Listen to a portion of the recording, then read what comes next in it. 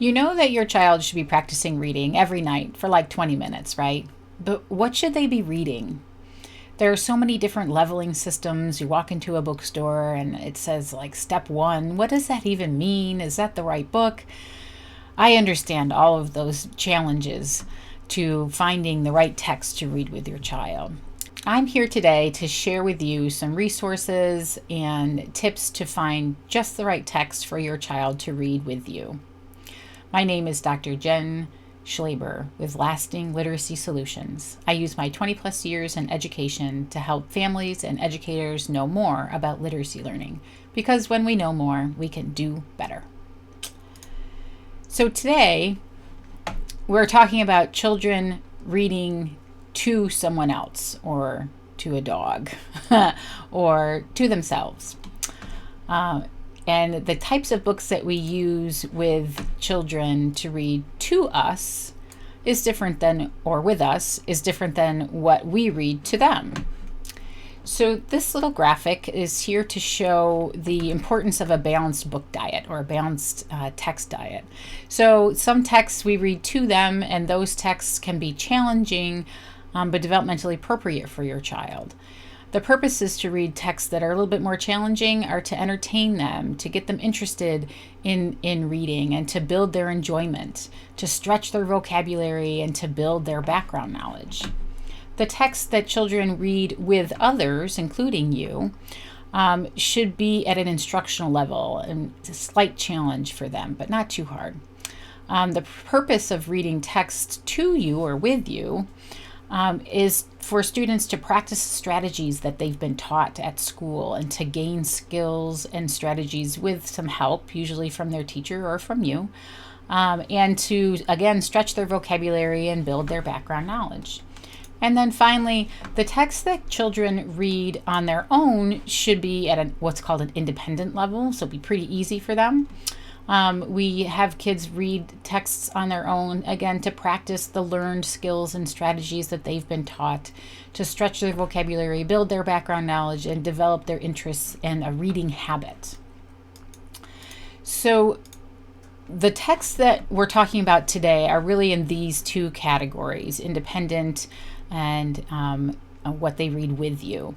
And those texts should be moderately easy, with just a few tricky parts every couple of pages, just as kind of a general rule. The texts that kids read all on their own, without you sitting necessarily near them at all, but just totally on their own, should be really pretty easy and fun for your child to read by themselves or aloud to someone. Okay? So, as I said in the beginning, you walk into a bookstore or even the library and you see books with all these different like numbers on them, and I can read and step this, and there are all these different publishers, and they all have their different ways of leveling books. And then you can see in some school libraries, they have like these numbers on them, like 3.9, 4.4. What does that actually even mean? And that's based on another leveling system. And then you look online, and you might find a book set that's like, guided reading levels E through F. Well, what does that even mean? And where should your child be? What should they be reading? The most important thing to remember is that you don't want, first of all, you don't want to get too discouraged. It's understandable, but there are ways to figure all this out. So to figure out what text level is just right for your child, the first thing to do really is ask your child's teacher or teachers. It may be on the report card, some kind of letter level or number level, and you can ask your teacher, your child's teacher, for some help with what that means and what books would be right. Also, right now with all the remote schooling, there's a lot of texts being sent or assigned on digital platforms and programs like Reading A to Z or Epic, and a lot of times those also will give you an indication. I'm going to include a handout for you that will have what's called a correlation chart. So it'll say, okay, if your child is at Reading A to Z level E, look for this, what's called a Lexile level or something like that to kind of help you. if you can get a level from your child's teacher or on the report card. You can also do kind of a guess and check. So if you start with something that's at the child's grade level, okay, so if the child's in 3rd grade and maybe right now, we're in the month of March when I'm shooting this video, so what month of that is in 3rd grade? Well, you count September as month 0, so 3.0 is what's called a grade level equivalent. But September, October, November, December, January, February, March. So a level book that's 3.7 is 3rd grade, 7th month. So if your child's on grade level, then that's a grade level equivalent of what they would be reading. Many kids are either below grade level or above grade level, so you can kind of have them try a grade level text if you're not sure, and then just watch them. How often are they getting stuck? How frequently are they misreading words? How well are they understanding or able to have a conversation with you about what it is that they're reading? And that can give you an indication of whether you need to go up a little bit to a more challenging text, or if you need to find a text that's a little bit easier for them. Okay. Now, there are a couple of online resources that I find particularly helpful for parents. One is called Scholastic Book Wizard, and the other is Lexile.com. Okay, so Scholastic Book Wizard, you can see the website address up there, bookwizard.scholastic.com. And in this particular website, you can level a book. So you can put a book that you know. So for example, a book that I read recently is called Oh No. I read recently with a tutoring client. And I can put that title in, and then it can give me the book. And if you look right here, it tells you grade level span, which that's a pretty wide span, okay? Grades 2 through 4. And what that means is just like kids that might find the book entertaining.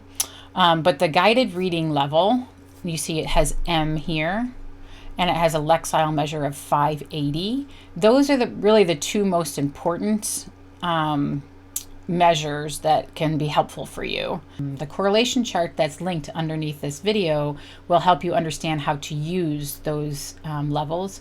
And you also see this ACR level. That's very close to grade level equivalent. So 3rd grade, 8th month. Okay.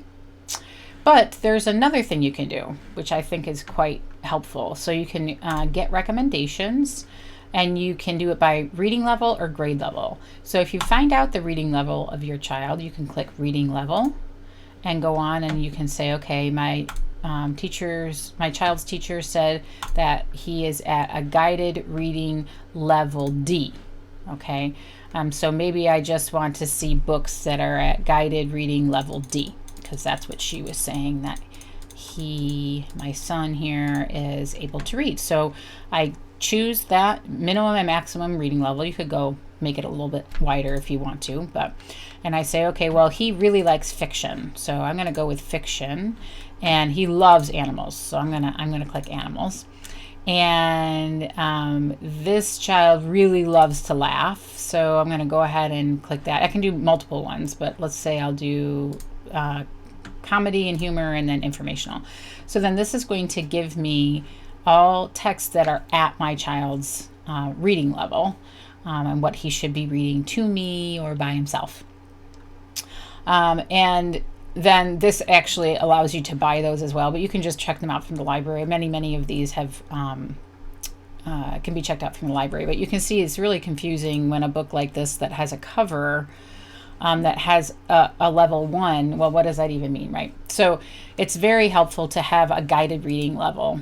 The Lexile framework, okay, the Lexile.com, you can see that right there, has resources just for parents, and this Find a Book, I'm down here in the bottom, this Find Just Right Books for Your Child. You can do a very similar thing, and again, that correlation chart can help you understand how to find a book at a Lexile level if your teacher provides a guided reading level. But Fountas and Pinnell, that's the same thing as a guided reading level.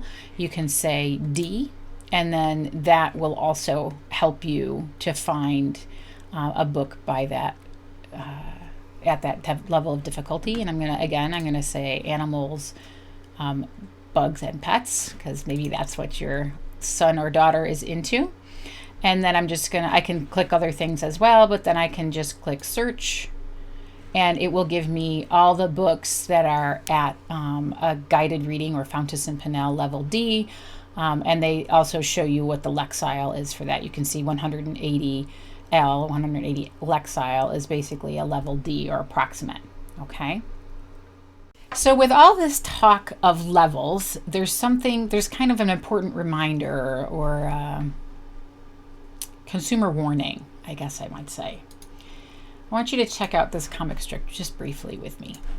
So this little boy says, "Can I check out this book?" Yes, you can check out any book. Any book? If you can reach it, you can check it out. What if I can't reach it? Well, then I'll do it for you. My teacher says I need to return this book. Okay, the kid comes back. It's above my reading level.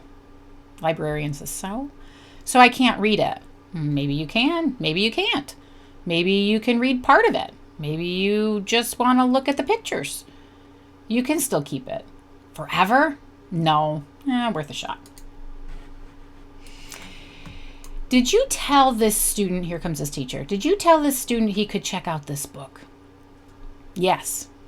Are you aware that it's well above his reading level? Don't care. We have a policy. I love the sound policy makes when I break it. I'm very disappointed you let kids check out just any book. Why? Which books did you want to censor? What? No. I just want to make sure they read within their capabilities. I love this. And I want them to know that they have no limits. So, a couple of things. The leveling of books and the leveling of readers, which I've never loved, is done for the purpose of trying to help kids have successful experiences reading. But successful experiences reading and discovering books can look like lots of different things. So in addition, matching text to readers is not an exact science. We want it to be an exact science, but books vary so much and children vary so much that there's no scientific way to make sure that any book that's at a particular, labeled with a particular level or whatever, is the perfect one for your child to read at that time. So always take these kinds of things with a grain of salt, and make sure that your child's enthusiasm for reading isn't overshadowed by having them read the exact right level text. Building motivation to read and to keep reading is just as important as building skills to read. Everything in moderation. So let's read this together for fun. Child comes home with a book that is above their reading level. That's okay. You have a chance then to read maybe that text to that child, or let him just look through the pictures and those kinds of things, and then read something else for practice, something that is at their level. Okay, everything in moderation. The best way for readers to improve is to read more. Reading the right text with the right support leads to the most improvement in the fastest time. I encourage you to share this video to help support other parents and maybe even educators as we try to match kids with texts and help them become stronger readers. If you have questions, please connect with me on Facebook or my website, or leave any comments that you'd like below the video. Thanks for visiting. Take care. Bye-bye.